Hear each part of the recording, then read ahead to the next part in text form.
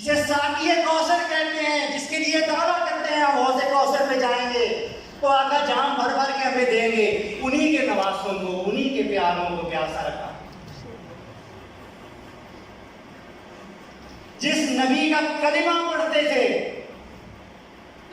جس کی سکھائی ہوئی نماز پڑھتے تھے، اس کے نواسے کے خاندان کی گردن یا جھکانا چاہتے تھے یا اسے کاٹنا چاہتے تھے۔ یعنی قائد مان رہے ہو، آقا مان رہے ہو، کہہ رہے ہو کہ ہم ان کا کلمہ پڑھتے ہیں اور ڈیمانڈ کیا کر رہے ہو؟ مانتے کیا ہو؟ عقل کے اندھو کہتے ہو اپنی گردن کو ہمارے سامنے جھکا دو ورنہ ہم کاٹ دیں گے۔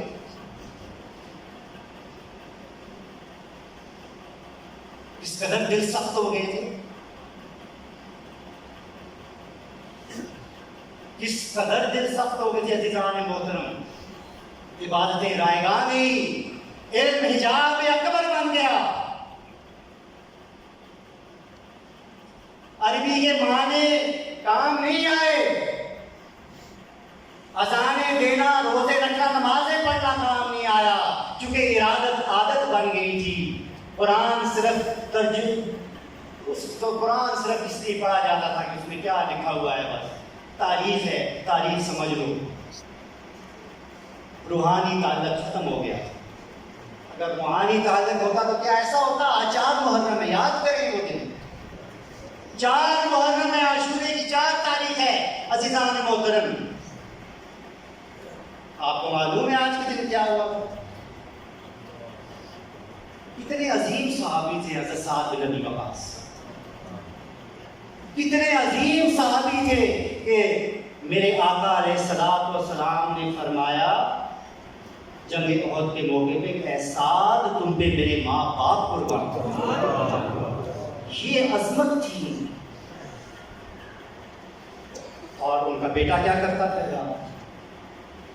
عمر بن سعد، اس کا عمر بن سعد کہتے نام اس کو، عمر بن سعد۔ آج 4 محرم کو عبید اللہ ابن زیاد کا خط آیا تھا سعد بن ابی وقاص کے پاس، یا حسین کی بیعت لو یا رشتے سختی کرو اور ختم کرو۔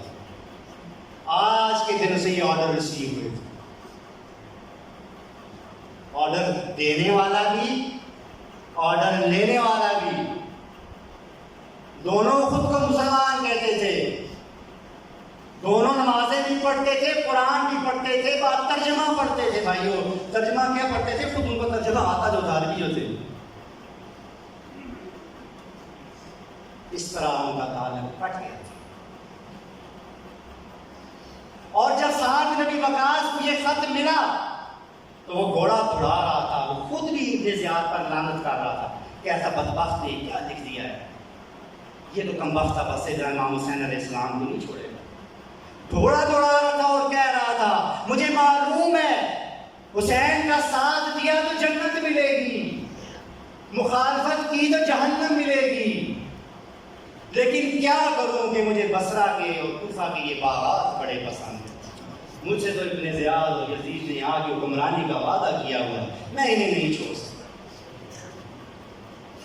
اس طرح عقل میں پردہ پڑ گیا تھا۔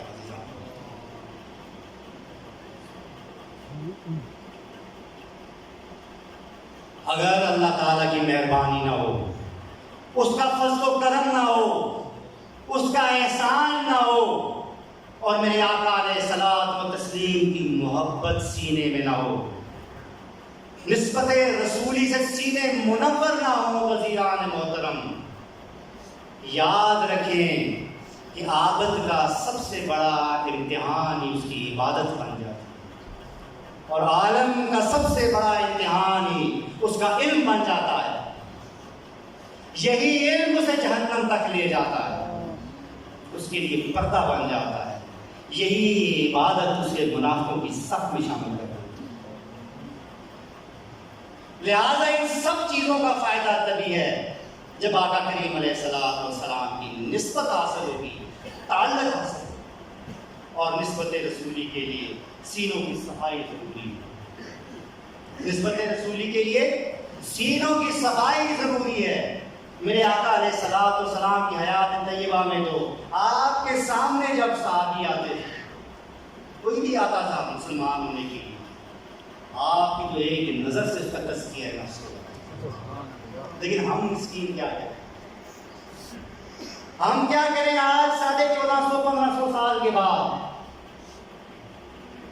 ہمارے پاس وسیع طریقہ ہے جس کا ہمیں ہمارے مرشد نے بھی سکھایا ہے کہ اللہ کا ذکر کرو، قرآن پاک کثرت سے پڑھو، تاکہ تمہارے سینوں کی میل صاف ہو جائے، تمہارے سینے نرم ہو جائیں، نسبت رسولی کے لیے تیار ہو جائیں۔